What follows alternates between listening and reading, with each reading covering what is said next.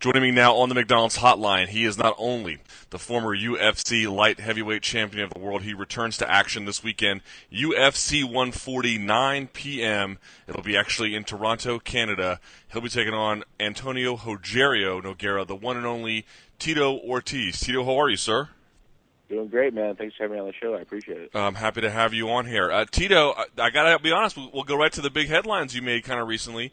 Kind of, sort of suggested, hinted at maybe a little bit that we're thinking kind of towards retirement. Now, correct the record if I'm wrong. What exactly did you say about it, and how much are you thinking about retirement? Well, I have 2 more fights left in my contract. I've gone through a lot of things in my history of fighting, of course, surgeries and so forth. And, I got 3 boys. I got a family to take care of. My oldest son, Jacob, who's 9, first 5 years of his life, I wasn't there that much because I was training, 9 months out of the year up in Big Bear, defending world titles. And I got 2 boys now that are 2.5, and I want to watch them grow up. I've made my money. I've done my thing in UFC. I mean, there's nothing else I can do in UFC that I haven't already done. I don't want to have any more injuries, man. It's just my health really is one of those things. I want to make sure I'm able to throw a ball with my boys when they get older, be able to wrestle with them or run with them. I think my health and my family is number one to me. No money can surpass that, I don't think. And like I said, I've made my businesses. I made my money by doing that. Let's turn a chapter in my life and get into something a little less physical. That's actually funny. You sound almost like Miguel Cotto sounded in the Max Kellerman face-off with Antonio Margarito, talking about how he wouldn't extend himself past that point, that his family and his health, it mattered down the line. But let me clarify here. Are you saying that there's no way you'd sign an extension after the 2-fight deal, or the 2 fights remaining on the contract are up? I wouldn't never say no way. You can never say never. You never know what the UFC will offer. One of those things, man, and I watched that thing with Miguel Cotto, and people can understand. Until they fight, they don't understand what we go through as fighters. This is the most loneliest sport in the world. I mean, fighting is nothing like no other. The mind games we play with ourselves, the physical games we play with ourselves, it's just like no other. We have our family who support us, our fans who support us, but at the end of the night, we go to bed and we think of the things that aren't our own, and it's tough. It's difficult to get through the things we do, physically, mentally, emotionally. But to get in the cage as I do and compete, it takes a strong will to do it. And after having the surgeries I've had, it takes a strong will to do it year after year after year. I mean, I'm going on 15 years of doing it. And I'm the longest competing and competitive UFC fighter in history. And I got a couple more fights ahead of me, and so I'm thinking about it. I'm thinking about retiring, man. I think it makes sense to retire on my own terms. Now, I want to talk about your fights coming up here at UFC 140 against Nogueira in just a moment, but I got to ask you, you accomplished a lot. You defended the title, I think, the light heavyweight title more than anyone. Your first breakout star for the Ultimate Fighting Championship. Is there anything in your judgment that you wanted to do in MMA and you couldn't? Any heights that were just out of your reach? Nothing. Everything I did, I wanted to do. I set my goals and I achieved those goals. I think being the first to be the main event in Las Vegas, I did that. Being the first main event in California, I did that. And I was very happy with the things that have been so successful. And a big thanks got to go to Lorenzo Fertitta, Frank Fertitta, and Dana White for giving me the opportunity to be a great fighter as I am. And I got a couple more fights ahead of me, so let's just break some more goals and break some more records. All right, so you're taking on Antonio Rogerio Nogueira this Saturday. You were originally scheduled to fight him at UFC Fight Night 24, wound up facing Phil Davis. Phil Davis, sort of notably, and Joe Rogan made a point of it during the fight, had trouble with the double, switch to the single, and it was lights out for him. So what I'm asking you is, you had to do one camp for him, or at least a partial camp, and now a full camp. How different were the 2 camps for the same fighter? I really think they both kind of mix and match together perfectly. And it was nice to see Phil Davis trying to hit the double and had problems with it, and all of a sudden he switched up to the single, and it was just like taking down a kid. And I took note to that, and I will take note to that on Saturday night also. But, on July I got submission of the night against Ryan Bader.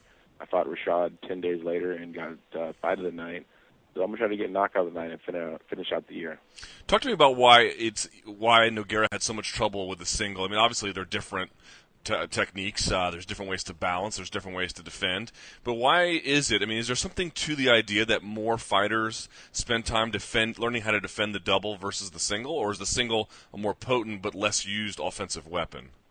I think singles are less used just because of guys when they plant their feet, the double's easier to hit. Now, Little Nog, he has learned the defense. When he trains at Black House, those guys, there's all they defend. They defend that against the fence, away from the fence. But the single is something you got to have technique into, and it takes a lot of gray area to work in collegiate wrestling that I've worked so long in doing, of finishing that move. And it just takes a repetition to doing it over and over again and learning the defense of the head position, getting your hips to the right area and sprawling at the right area just to defend the shot. So there's so many different ways to take a person down with a single that it takes a lot of work to learn that. All right. What do you make of the state of Nogueira's boxing? Initially, there was a time there he was training with the Cuban Olympic boxing team, and as we saw, as a matter of fact, former trainer of them, Pedro Diaz, who was with Cotto, obviously this is a reputed team. Do you believe his boxing is as good as it's always been, or has he maybe gone a little bit? He's a little more trigger shy. How would you evaluate the striking today of Nogueira? I think his hands are as great as they were in the beginning. It's just he gets a little trigger shy because he doesn't want to get taken down. If he exposes himself, he gets taken down, and he doesn't want that to happen. So that's one thing. If he exposes himself, I'm going to take him down. If he kicks at me, I'm going to take him down. But I've been working on my hands a lot with Jason Perillo, who's worked with the BJ Penn, and I hit Ryan Bader with the right hand and dropped him.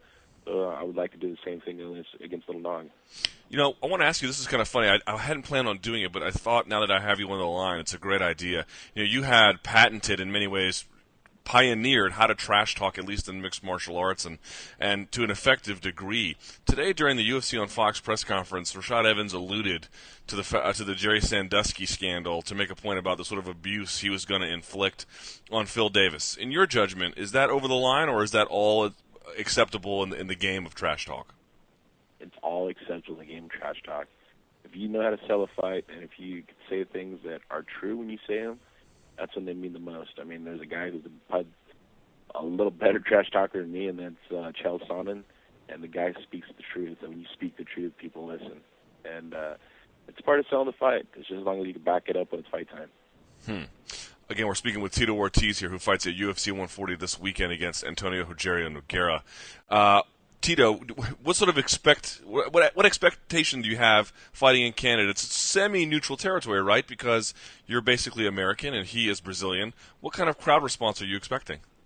I expect the crowd to go crazy. We actually had a little open workout today, and there was over 300 fans there just going nuts. And I did a light workout, and they were just like screaming, and they were just pro Tito, man. It was so cool to see the support I have. I have my clothing company, Punishment Athletics, and our number one sellers in Canada.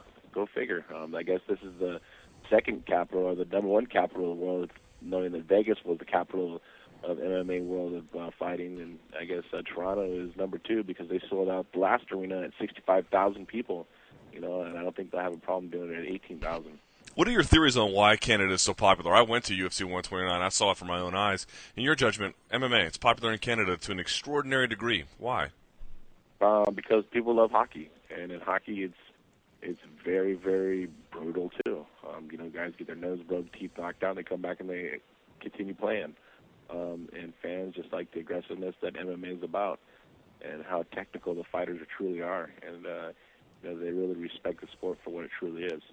Let's talk real quickly, if we can, about the two other main fights on this card. I would love to get your thoughts on them. In the co-main event, you're fighting his brother. It's Antonio Rodrigo Nogueira taking on Frank Mir. How do you see that one playing out? Of course, Mir won the first one. Does he do it again? I think it would be a little different. I think Nogueira will actually had hip surgery, so I think he'll be a little more healthier, a little more faster. But you never know. Mir just maybe on a tear and blast right through him and just have his card. You never know.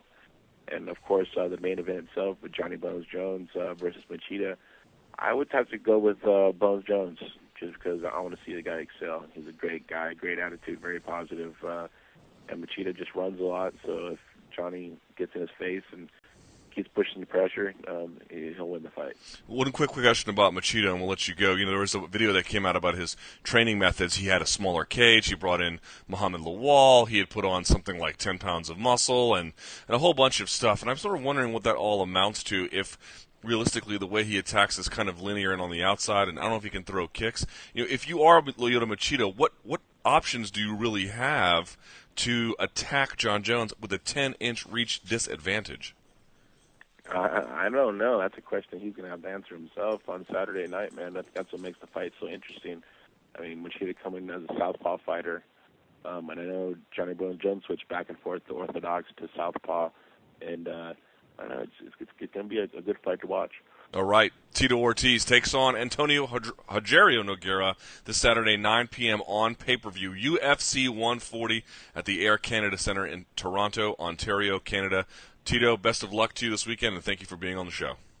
Right on. Thank you much, man. Of course, all my fans, I appreciate your support. Call your local pay-per-view provider, UFC 140, Machida versus Johnny Bones Jones. And, of course, follow me on Twitter, @Tito Ortiz.